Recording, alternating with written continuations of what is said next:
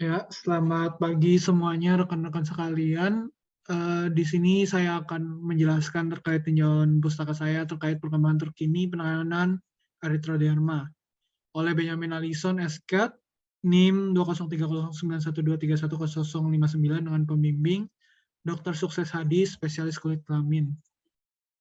Untuk latar belakangnya, erythroderma merupakan kelainan kulit di mana ditandai dengan eritem dan squama yang mengenai lebih dari 90% permukaan kulit. Kondisi ini biasanya diikuti dengan malese, demam, menggigil, takikardi, ektropion, dan limfadenopati. Erythroderma sendiri disebabkan oleh perluasan penyakit kulit, itu paling sering adalah psoriasis. Erythroderma merupakan suatu kondisi yang mengancam nyawa sehingga untuk tata laksana dan diagnosisnya harus secara cepat dan tepat. Saat ini perkembangan dari tata laksana erythroderma itu disebabkan terutama oleh psoriasis erythroderma telah sampai ke perkembangan terapi sistemik dengan obat biologis terdiri dari TNF inhibitor, inhibitor interleukin 12-23, inhibitor interleukin 17, dan inhibitor interleukin 23. Untuk definisinya sendiri, erythroderma ini yang sekarang biasanya disebut dermatitis exfoliativa, berasal dari bahasa Yunani, erythro dan dermatos, berarti kulit yang memerah. Merupakan kelainan kulit yang ditandai dengan eritem universal 90% sampai 100% yang biasanya disertai squama. Nah, dari epidemnya sendiri paling sering terkena pada pria, kemudian onset usia rata-rata lebih dari 40 tahun. Insiden erythroderma ini semakin tahun semakin meninggi. Kemudian identifikasinya sendiri dari psoriasis itu adalah yang tersering. Nah, ini untuk etiologinya. Jadi untuk erythroderma sendiri memiliki 4 etiologi. Yang pertama adalah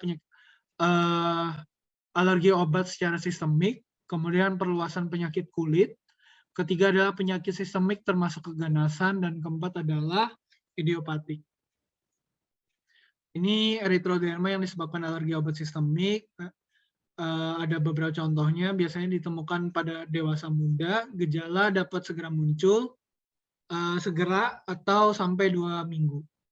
Nah, ini untuk erythroderma yang disebabkan perluasan penyakit kulit, yang tersering adalah psoriasis, kemudian dermatitis seboroik. Ini biasanya ditemukan pada usia penderita 4-20 minggu, dan lain-lain seperti pityriasis rubabiliaris, pemphigus foliaceus, dermatitis atopik, lichen planus, sindrom Sézary. Nah, untuk erythroderma yang disebabkan penyakit sistemik, itu biasanya kasus erythroderma yang tidak disebabkan oleh alergi obat ataupun perluasan penyakit kulit lain.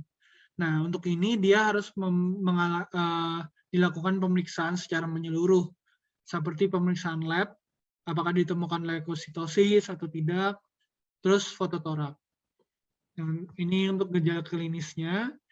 Dari tata laksananya sendiri, yang pertama itu dibagi menjadi 3. Yang pertama adalah erythroderma golongan 1. Ini biasanya disebabkan oleh alergi obat secara sistemik, di mana pengobatan dengan kortikosteroid ya, dengan dosis prednisolon 4 kali 10 mg per hari. Penyembuhan ini biasanya lebih cepat dibandingkan golongan kedua. Yang kedua adalah erythroderma golongan kedua, dosisnya hampir sama dengan golongan 1, prednison 4 kali 10 sampai 15 mg per hari.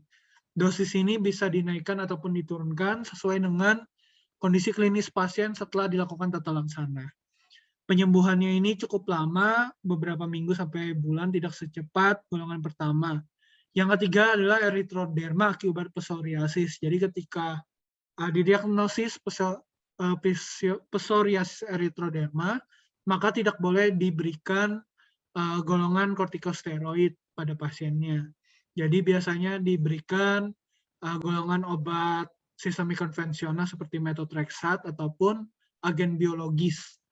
Nah, di beberapa dekade terakhir, agen biologis ini menjadi salah satu pilihan yang lebih disukain karena memiliki efektivitas yang lebih tinggi serta efek samping yang lebih rendah dibandingkan obat sistemik yang konvensional. Nah, ini tata laksana yang terbaru. Untuk agen biologisnya sendiri, ada penghambat faktor nekrosis tumor, TNF inhibitor, interleukin 17 inhibitor, interleukin 12-23 inhibitor, interleukin 23 inhibitor.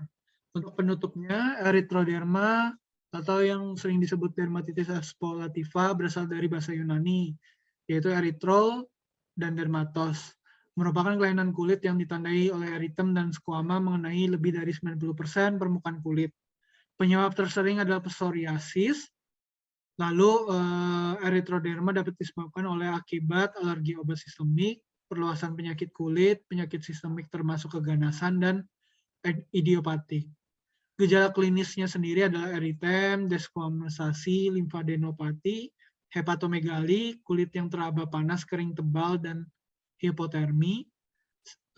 Secara tata laksana dari erythroderma secara umum adalah kortikosteroid, kecuali pada psoriasis erythroderma. Di tata laksana dengan yang terbaru ini adalah agen biologis karena memiliki efektivitas yang lebih tinggi serta efek samping yang lebih rendah dibandingkan obat sistemik konvensional. Sekian dari saya, terima kasih banyak.